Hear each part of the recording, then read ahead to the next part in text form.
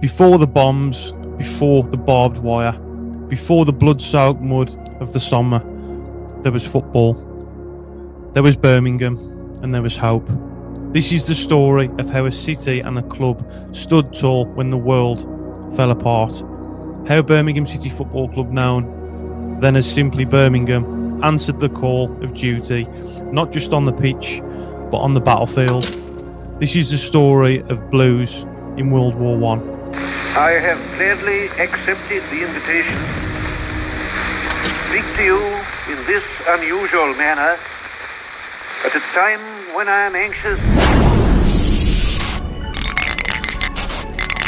Blues legend. You're right, mate. One message to the Blue Noses for mate. me. Keep right on. The Blues. Come on. Keep right on. Keep right on. Hey, Ian. Keep right on, baby. That's the fucking Blues. Keep right on. Come on, you blue boys! Keep right on. Keep right on.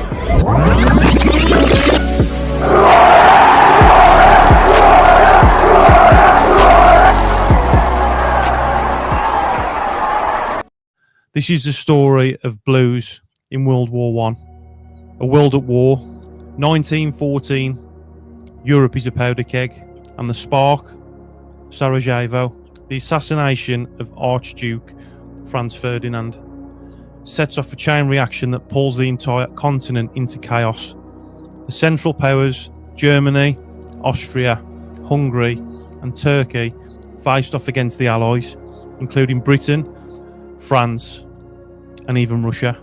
By August, Prime Minister Herbert Asquith made it official Britain was at war with Germany.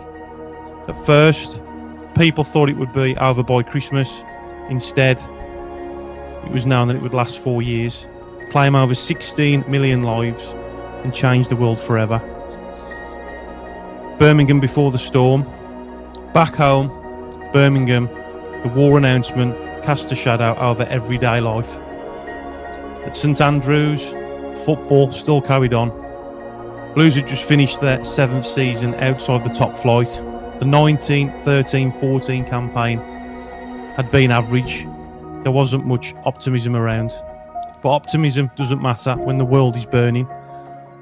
Everything changed on the 4th of August 1914. The war became the only thing that mattered.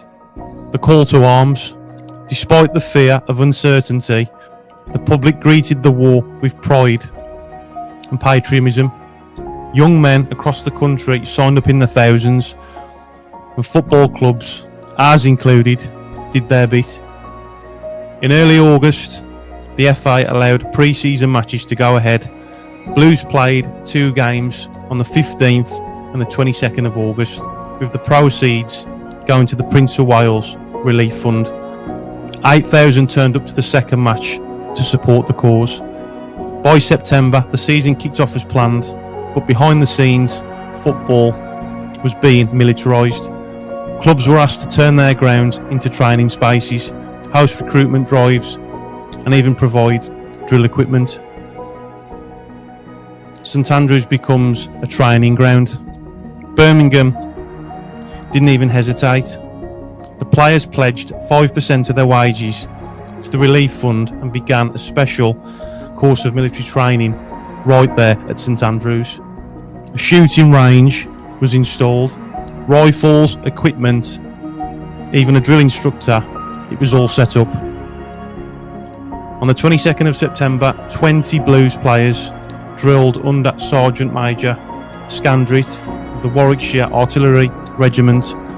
Press photos showed them in full gear, lined up near the Tilton Road end, learning to shoot and prepare for combat.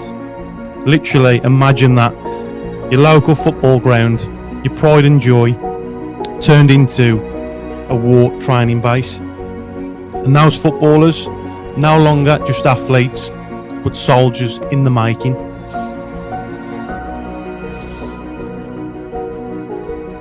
So the war creeps in, and as the season wore on, reality hit. There was no swift victory. The trenches stretched from the Belgian coast to Switzerland. Mud rats, shells, machine guns. Hope died in no man's land. Back at home, the results were mixed. just 4 wins in the first 12.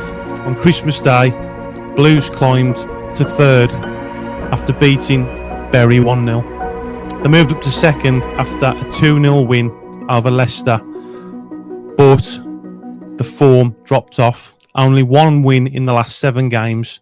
They scored just 13 goals in the final 16 matches. So the youth step up. While the first team struggled, reserves were on fire, led by manager Bob McRoberts and captained by young Alex McClure. The second 11 scored a mind-blowing 160 goals in 34 games. That's right, 160. They broke Aston Villa's long-standing record of 133 goals. Charlie Duncan, Billy Walker and William Morgan alone scored over 100 goals between them. Duncan alone had scored 18 hat-tricks. The reserves even bagged 2 cups, including the Staffordshire Cup, beating Villa's reserves in the final. So football fades into the background. But even that couldn't last forever. As the war worsened, questions were asked, should football even continue at all? By April 1915, FA Cup and league matches were suspended indefinitely. Blues carried on as best they could, but the writing was on the wall.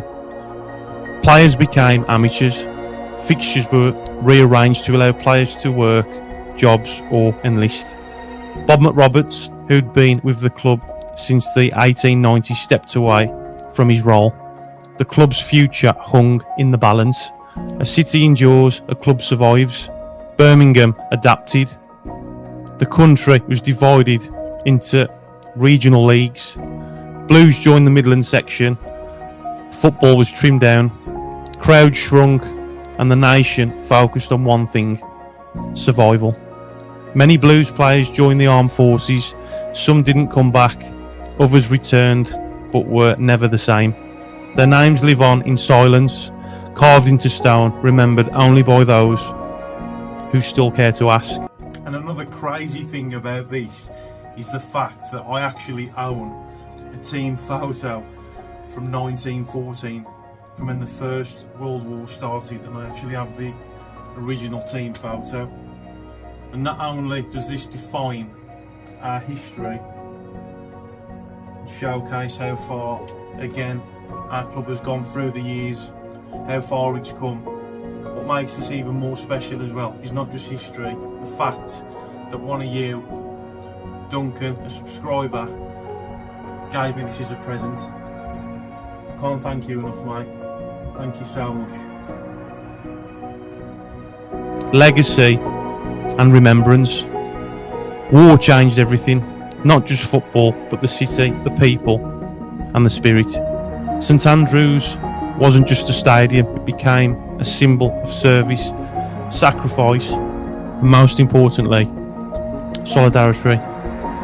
And when we walk into the ground today, we walk in their footsteps. We owe them everything, not just for the victories, but for the courage to keep going when all seem lost.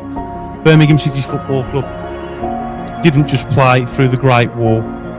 It stood tall, it gave, and it endured. To those who served and to those who fell, to those who kept the spirit of our club alive through the darkest days, thank you. We are the Blues, and we remember, and most importantly, we keep right on.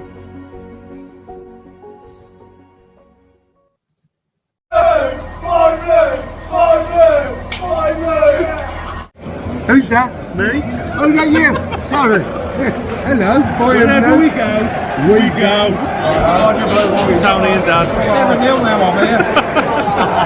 Best fucking habits.